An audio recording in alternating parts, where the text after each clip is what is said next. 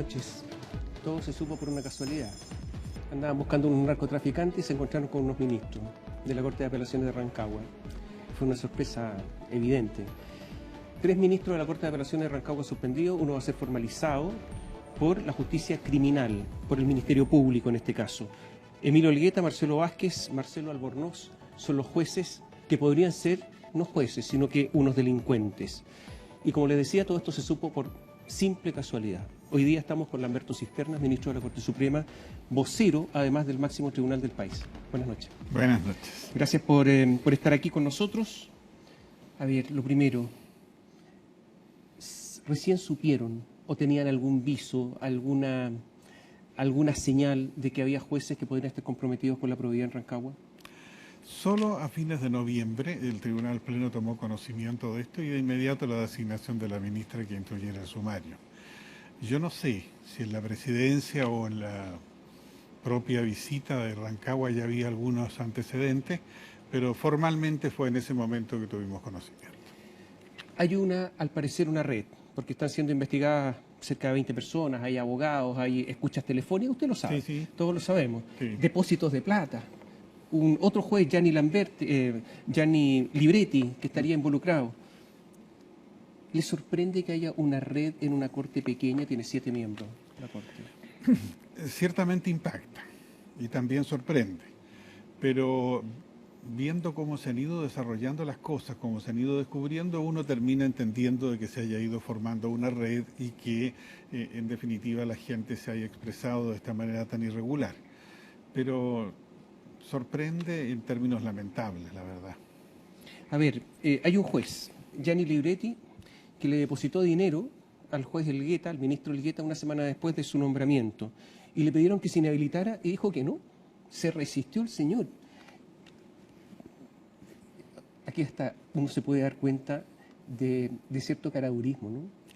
Bueno, lo que pasa es que ahí se fue por la parte exclusivamente formal, aunque después, ¿no es cierto?, por una cierta imparcialidad, aceptó en definitiva hacerse un lado, pero no fue a la primera, sino que fue por lo formal. ¿Le sorprende el desparpajo? Sorprende, yo habría estado más dispuesto a llevar la buena línea de la cosa. Usted sabe que estaba a punto de ser nombrada la señora del juez Libretti, la esposa, como juez de Rengo. Así es. Y resulta que quienes participaron en la terna, los mismos jueces. ¿Y quién lo iba a nombrar? O lo nombró el decreto, Jaime Campo. Entonces, aquí hay están todos justos. Bueno, ahí se fueron entrelazando las cosas, indudablemente. Y las personas. O sea, esto es como una especie de rompecabezas y usted va llenando las piezas y... Así es. ¿Usted cree que hay muchos delitos aquí? Yo creo que hay delitos, no sé si mucho, pero hay delitos. Y eso es lo interesante, que la investigación nuestra concluya aclarando los hechos y que por su parte el Ministerio Público lleve ante los tribunales lo que sea exactamente delito. Hay que revisar cómo lo van a hacer, porque estos señores participaron en nombramiento de funcionarios judiciales, nombramiento de notarios, tuvieron participación en nombramientos de conservadores de bienes raíces, nombramiento de archiveros, nombramiento. Y en resoluciones judiciales. ¿Cómo lo van a hacer para revisar todo esto? Bueno, lo primero es que las actuaciones de ellos, no obstante que han cometido estas irregularidades, esperemos que esto se confirme para que no se diga que estamos anticipando un juicio, pero en definitiva si se confirma, ellos cuando lo hicieron, o hicieron estos nombramientos, dictaron estas resoluciones, estaban en plena posesión de sus facultades, quiero decir de las facultades jurisdiccionales, de tal manera que eso es inatacable a menos que alguien haga una denuncia formal respecto de algún caso específico. Pero nuestra postura es que después que se termine esta investigación tenemos que hacer un examen completo para sacar las lecciones que corresponda, ver aquellos aspectos que pudieran ser revisables y a su vez ver los mecanismos de control para que funcionen de mejor manera. Había aquí una especie, porque a ver, en la Corte Chica se conocen todos, todos se conocen y participan en la vida social de la ciudad. Todo esto se sabía, o sea, era una especie de vox populi. Por ejemplo, el ministro Elgueta nombró 11 veces a la hija de su amigo Vázquez en distintos cargos. Todo el mundo lo sabía, lo hacían públicamente. ¿Cómo es que nadie se da cuenta? Lo que pasa es que el nombramiento era por suplencia, y por suplencia el predicamento era que no regía ahí la inhabilidad. Posteriormente, el Consejo de la Corporación Administrativa del Poder Judicial determinó que esa inhabilidad también regía para los casos de las suplencias. Y, Ya, pero la gente habla, o sea, se sí, comenta, claro, todo esto por se comentaba, cierto, si era Vox Populi, por ¿cómo, cierto. cómo nadie hacía nada? Bueno, nadie denunció, nadie dijo nada. Entonces esto siguió porque estos nombramientos de este tipo no escalan más arriba, de tal manera que se hacen allí, terminan y se cumplen. ¿Conoce al ministro Ricardo Pairicán? Lo conozco, pero lo conocí cuando era juez en realidad. Usted sabe lo que pasó en Rancagua con él, ¿no? No, no lo sé. Cuando se vio la causa, ahora se dice arista, de la arista principal del caso Cabal, y se determinó el sobreseimiento de Sebastián Dávalo, revocando, esto es interesante, revocando lo resuelto por el Tribunal de Garantía. Resulta que estaba integrando la sala Ricardo Pairicán y se produjo un acto de magia. Desapareció de la sala. Se fumó. No es normal que un ministro esté integrando sala y se vaya, usted lo sabe Claro. bien. No ocurre, no sé, No. no desaparecen. Pero aquí desapareció, se esfumó. Nadie supo cómo, qué, por qué puerta salió y lo reemplazó uno de los señores estos. Ya. Y Sebastián Dávalo absuelto, revocando lo resuelto por un tribunal de garantía, que es interesante. ¿Se va a investigar eso? También. ¿Lo sabía? ¿Sabía lo que había pasado? No, no sabía. ¿Cómo se está enterando ahora? ¿Sí? Hay que revisar bien lo que pasó en esa corte, porque Sí, pasaron varias de estas cosas. Hay muchas cosas que revisar, ciertamente. El juez Elgueta dijo públicamente que él había cometido tráfico de influencia cuando participó en el nombramiento del fiscal Emiliano Arias y que había recibido una llamada de arriba. Ahora, Corte de Apelaciones de arriba es Corte Suprema, no hay más arriba. Y arriba de la Corte Suprema está Dios, si es que existe. Ya, Usted lo vio, usted lo dijo públicamente, ¿no? claro. ¿Cómo puede haber alguien tan caradura, un juez, un magistrado, que dice, yo participé en tráfico de influencia? ¿No le sorprendió? Sí, por cierto. ¿Y qué reacción puede haber ante eso? Bueno, eso es lo que estamos investigando, de tal manera que si se configuran todas estas actuaciones, ¿no es cierto?, tendremos que tomar las medidas del caso. Ahora, el de arriba puede ser un ministro compañero suyo de Corte Suprema. Puede ser un ministro compañero mío de la Corte Suprema o puede ser un ministro que no sea exactamente un ministro de la Corte Suprema. Cuando él dice de arriba, dice muchas cosas y Claro, no dice nada, podría ser un ministro de Estado. Eso. por ejemplo. Si fuera ministro de la Corte Suprema, entre las facultades otorgadas a la ministra Rosa María Maggi, ¿está también la de investigar a ministro de la Corte Suprema? En la medida que las actuaciones de los ministros de la Corte Suprema se relacionen con lo que ella está investigando en Rancagua, por cierto. O sea, ¿usted está preparado, por ejemplo, para que un compañero suyo eventualmente pudiese ser formalizado? No. Me va a impactar muchísimo si así sucede. No está no preparado. estoy preparado. ¿Cómo es posible? No creo además que eso vaya a suceder. Yo creo que esta es una bravata, ¿no es cierto?, ¿Del Elgueta? Claro. Quizá. Por eso, pero es lo que yo creo. Quizá, a lo mejor recibió ahora es difícil probar el llamado. Claro. Pero, ahora, de que hay llamados al interior del Poder Judicial. O sea, los hay. Los jueces lo dicen, funcionarios lo dicen. No vamos a decir que está diciendo algo que es muy novedoso, ¿no? Claro. ¿Usted sabe lo de los llamados? Sí, sí hay llamados. ¿Y se investigan esos llamados? Generalmente no. ¿Por qué? Porque son cuestiones, digamos, de relaciones interpersonales, de intercambio de opiniones, pero no son presiones de ninguna manera. Si lo fueran, deberían investigarse. ¿Cómo se explica usted que los funcionarios judiciales, todo esto se sabía, todo se sabía, ninguno haya denunciado teniendo el deber de denunciar según el Código Orgánico de Tribunales? Tienen una obligación. Todos los que sabían incumplieron una obligación legal, no Así denunciaron. es, así es. ¿Por qué existe esta especie de cofradía, o a lo mejor es temor, o qué es lo que es que no denuncian teniendo la obligación? Probablemente temor, ¿eh? Probablemente. ¿Temor a ustedes, ministro de la Corte de arriba? O a los mismos ministros de la Corte de Apelaciones que están actuando de esa manera. ¿Se vio un ambiente de temor al interior del Poder Judicial entonces? No, en toda mi vida judicial yo no viví ningún ambiente de temor. Pero ahora... Ahora ahí, pudiera ser en estas circunstancias, si se han cometido estas irregularidades, que haya, ¿no es cierto?, un cierto temor de hacer denuncia. El ministro Elgueta había sido sancionado por faltas a la ética en 2010. Así es. Y hay una ministra, ex colega suya, Gabriela Pérez, que atribuye la baja sanción porque ella siempre lo calificó con nota 4, dice que era un pésimo ministro, que lo conoció, la nota 4 es a punto de que se fuera, y atribuye esto a las vinculaciones, ¿por qué se mantuvo en el Poder Judicial? A las vinculaciones con algunos ministros de la Corte Suprema y a la masonería. Lo dijo públicamente. Sí, lo sé, lo leí en la información periodística, es la opinión de la colega Gabriela Pérez, naturalmente. ¿Y qué opina usted de esa opinión? Me quedo ahí, yo creo que es la opinión de ella. Yo no sé si efectivamente esté protegida esté protegido él por grupos de amistad o por la masonería, no. ¿Usted es masón? No. ¿Hay muchos masones en el Poder Judicial? No tantos. ¿En la Corte Suprema? Hay algunos. ¿Muchos? No. ¿Hay más que la cantidad de masones que hay en la sociedad, por ejemplo, en la Corte Suprema? ¿En proporción? Yo pienso que no. Yo pienso que no. ¿Y por qué se dice que los masones...? Porque le cuento una cosa. A ver, dos de los ministros investigados fueron los jefes de campaña del ministro Jaime Campos cuando quiso ser el gran masón, el jefe de la logia en Chile. Entonces, todo empieza a... Usted, lo que le decía al principio, a calzar las piezas.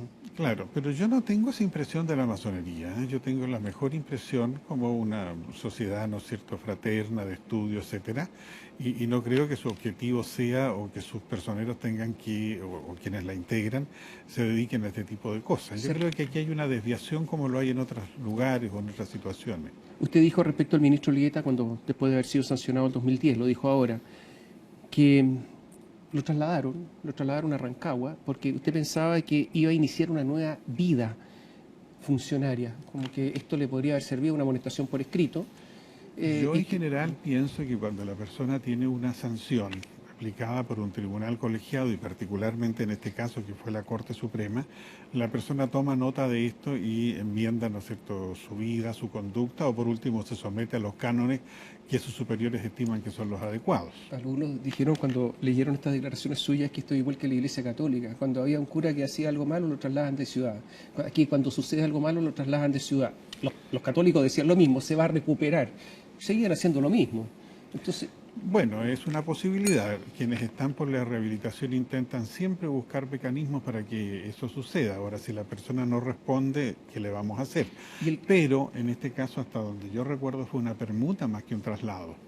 O sea, él permutó con otro ministro, ¿no es cierto? Y uno se vino a Santiago y otro se fue a Rancagua. ¿Y existen este tipo de trueques al interior del Poder Judicial? Bueno, las permutas están establecidas tanto en el Código Orgánico como en el Estatuto Administrativo. Ahora, claro, esto se lo digo mirando a la distancia, esta posibilidad de rehabilitación, pero a costa de los ciudadanos de Rancagua. Ellos tienen que someterse a esta prueba. Y resulta que parece que al juez no le hicieron ningún seguimiento. A ver, ¿este señor se rehabilitó o no se rehabilitó? ¿Lo vamos a mirar con atención o no? No. Y resulta que no pasó nada. Es como si no hubiese hecho nunca nada. ¿Cometieron un grave error? Yo creo que no. Yo creo que el error puede ser que no haya un seguimiento o algún mecanismo de control de la situación de las personas que han tenido una sanción. Cuestión que es bien compleja porque cada acto tiene su propia sanción y en consecuencia no podría seguir permanentemente, ¿no es cierto?, persiguiendo a la persona. Esto es como hablar del derecho penal de autor o el derecho penal de acto, ¿no es cierto? Entonces ahí tenemos claramente que frente a cada situación hay una sanción. Pero no habría que haberlo mirado a ver si se rehabilitaba o no. Es haberle puesto atención. Es posible, por eso le digo que después de esto tenemos que sacar la experiencia de mejorar los sistemas de control. En 2014 una funcionaria judicial denunció al ministro Vázquez por acoso. Lo hacía en su teléfono institucional, es decir, con recursos de todos los chilenos, recursos fiscales, un hecho que lo denunció la propia funcionaria. ¿Qué pasó en esa oportunidad? No lo sé. Fue una denuncia que se hizo al entonces presidente Sergio Muñoz. Ya, no lo sé.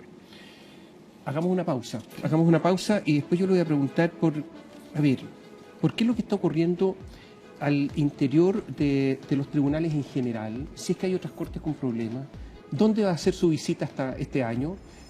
Volvemos en un instante.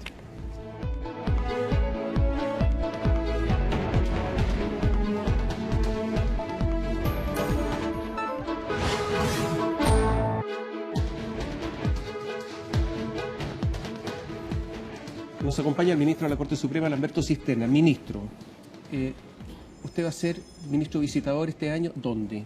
En Talca. ¿Sabe algo de Talca? Sí, sé mucho de Talca, de la De zona, la Corte, de la región. de la Corte. Nada irregular hasta ahora. ¿Le han llegado algún comentario, algo? Absolutamente nada. ¿Quién era ministro en visita en la Corte de Rancagua el año pasado? La señora Maggi. ¿Qué pasó durante todos estos años en que las visitas no dieron resultado? Bueno, que las visitas de la Corte Suprema tienen fundamentalmente una misión de acercamiento, mientras tanto que las visitas de los ministros de las Cortes de Apelación a los tribunales son unas visitas de fiscalización. Entonces, las visitas que nosotros hacemos comprende la Corte y los distintos tribunales, con esa idea, con la idea de acercar la Corte Suprema a todos los tribunales, y allí uno va abriendo los ojos y los oídos y va captando cosas. Pero parece que el sistema A veces, es malo. ¿No? Puede ser, puede ser. Eso de acercamiento, de mirar. No, aquí hay que tener canales de denuncia, proteger al denunciante. Fíjese usted que en esto nosotros estamos excediendo incluso al Código Orgánico de Tribunales y hemos avanzado muchísimo con estas visitas porque en muchas de ellas se descubren cosas, se suscitan mecanismos de solución de problemas dentro de los tribunales con las autoridades, etcétera. O sea, es un avance. Y estoy de acuerdo que probablemente tendríamos que tener, ¿no es cierto?, algunos canales de denuncia o de registro que fueran más exigentes y que la comunidad pudiera expresarse a través de ellos. Por ejemplo, un funcionario judicial, ¿a quién le tiene que reclamar en Rancagua hoy? Olvidémonos de la ministra Maggi, si no estuviera. Claro. El año pasado, ¿a quién le tenía que reclamar? Bueno, el año pasado la visitadora era ella, pero en definitiva... Pero internamente, ¿a quién? ¿A los ministros? A los ministros. Esos son los que estaban metidos, claro, ¿cómo le van a reclamar? En ese caso no, claro. ¿Ahí se explica el silencio? Yo creo que en alguna medida sí. Hace unos días hay una conversación en estas grabaciones en que se habla de un tal Eugenio y de la comadre de la Suprema. No sé si usted seguramente está enterado de esto. ¿Se preguntó quién es la comadre? ¿Se investigó? Hasta ahora, bueno, yo de preguntarme me he preguntado, no he descubierto, no he tenido respuesta a la pregunta, pero eso es parte de la investigación ¿Sospecha? Que tiene que hacer la señora ministra Maggi. Se habló de un tal Eugenio, ¿sospecha quién es? Ni uno ni otro. Eugenio González, ¿podría ser él el llamado pingüino? No lo sé. ¿Lo conoce? Sí. Que es el hombre de Guido Girardi, además todos lo sabemos, trabaja para él, que deambula por la Corte. ¿Qué opina a propósito? No sé por dónde deambula, pero yo no lo he visto por la Corte. Deambula, de hecho, está en fotos oficiales de la Corte. Es posible. No, sí. no, participa en ceremonias oficiales sin tener cargo. Claro. Por lo tanto, deambula y se expone. Le dicen el pingüino. Juan Pablo Letelier, a propósito de políticos, estos son los hombres de políticos que se introducen en los tribunales. Se reunió con Jorge Abbott para hablar en favor de ministros que están hoy investigados. ¿Qué opina usted de esa entrevista? Ya me lo preguntaron y yo dije que me excusaba de dar respuesta. Es que yo no lo quiero excusar. Yo le quiero preguntar a usted como persona, como juez, más allá del cargo que detenta, ¿qué opina de ese tipo de entrevista? Porque es el Ministerio Público el que está investigando. A ver, respondo de la siguiente manera. Si yo hubiese tenido que plantear algún problema relacionado con alguna corte, se lo habría dicho el presidente de la Corte Suprema. ¿No se habría reunido con Abbott? Se lo habría dicho el presidente de la Corte Suprema. Hay mucha interferencia política. Y le hago esta pregunta porque antes de que se hiciera la quina, la próxima quina para nombrar ministro de Corte, ya se sabía que Dobre Luksic iba a estar en la quina. Todo el mundo lo comentaba. Dobre Luksic, que es apoyada en estos instantes por Juan Pablo Letelier, entre otros. ¿Encuentra razonable que se haga esta quina y que exista un acuerdo ya en torno a un nombre? ¿Por qué pasan estas cosas? Esa es la pregunta. La verdad es que yo es primera noticia que tengo de que hubiese ya ese acuerdo. Nosotros hacemos la quina de acuerdo a los méritos de los concursantes. La señora Lucy venía ya un par de veces o 3 veces apareciendo en quina. Tiene años y méritos para ello, lo mismo que los demás integrantes. Que hubiese un acuerdo político, como le digo, no lo sé, no lo sabía. Y si lo hay, no me gusta mucho. ¿Y lo hay? No lo sé. ¿Lo sospecha?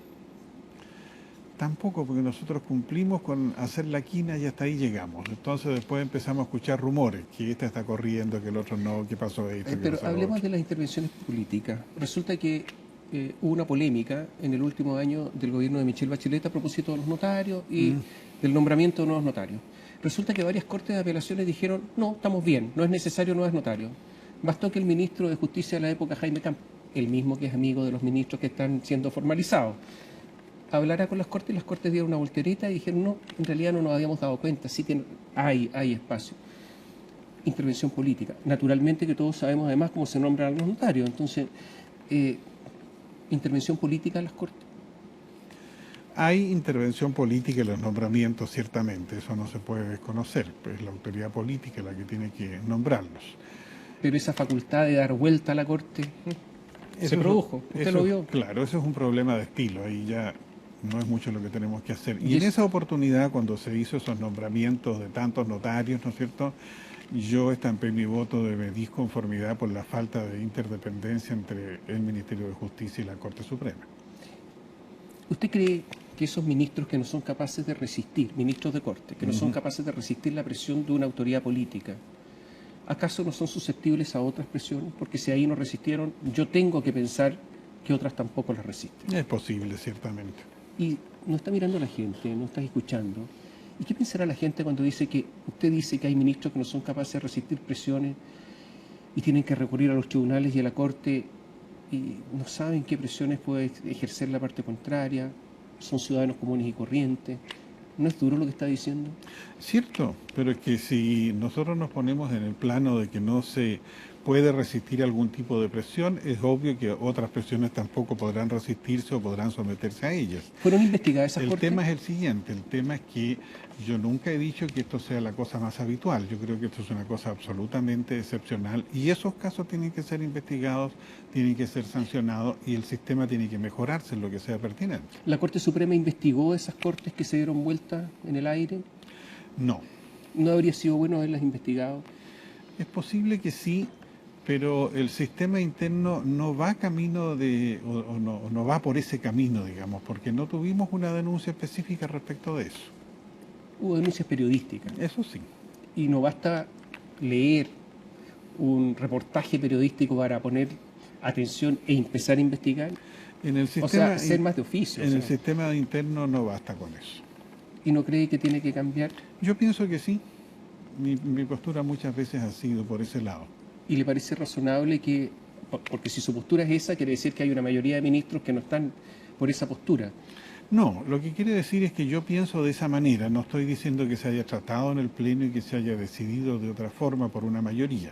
Entonces, es un tema que habría que seguramente se va a plantear una vez que tengamos los resultados de toda esta investigación. ¿Le llama la atención que haya tantos funcionarios, archiveros judiciales, notarios, empleados de notarios, etcétera, que sean parientes de miembros del Poder Judicial? Ciertamente que sí, pues. ¿Tráfico de influencia entonces o casualidad? Lo uno y lo otro. ¿Por qué no se investigan esas cosas?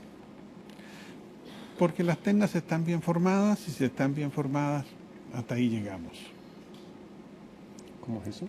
Claro, porque se Es forman la las ternas, nomás. las personas tienen los requisitos, ¿no es cierto? Y los ministros de la Corte respectiva votaron, formaron la terna, está bien formada. ¿Y qué ha pasado cuando hay ternas que no están bien formadas? Porque hay gente que las integra sin cumplir requisitos y tampoco hay investigación.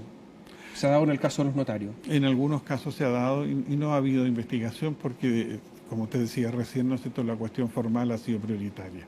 En el caso de Rancagua, vuelvo a Rancagua, van a investigar al secretario de la Corte, que es muy importante porque atribuye las causas. No puedo contestarle esa pregunta porque está dentro del marco de acción de la ministra señora Maggi, pero ella va a investigar todo lo que está en Rancagua. Le doy otro dato. Y cerca de Rancagua. Le doy otro dato, a lo mejor a la ministra Maggi. Recientemente nombraron como periodista de la Corte a Cristiana Aranguis. ¿De la Corte de? Rancagua. Ah, ya. Y todos sabemos que es un hombre de Juan Pablo Letelier también, que fue además una persona que estuvo vinculada al gobierno anterior en la Intendencia, etcétera, etcétera. ¿Van a investigar ese tipo de nombramiento? Ya, eso yo no lo sabía. Probablemente pueda hacer algo para investigar, pero si el nombramiento estuvo bien hecho, no habría razón para investigarlo. ¿Se arrepiente de algún fallo suyo? No. Por ejemplo, con respecto a la jueza Tala, cuando usted estimó que no debía quedarse con los hijos, ¿se arrepiente pasado el tiempo? Porque a lo mejor uno mira hacia atrás y a veces se arrepiente de cosas. Ya, pero en eso yo no tuve ninguna intervención, ¿eh? ¿No? No. Me habían contado que sí. No fue antes que llegara yo a la Suprema. De acuerdo. Gracias por estar con nosotros. Interesante, y quiero decirle algo a los telespectadores. Entrevista sin pauta previa, sin preguntas previas, sin nada. O sea, el ministro llegó y aceptó que lo entrevistáramos sin conocer el contenido de esta entrevista. Muchas gracias. Yo le agradezco a usted su interés por el Poder Judicial. Gracias. Buenas noches.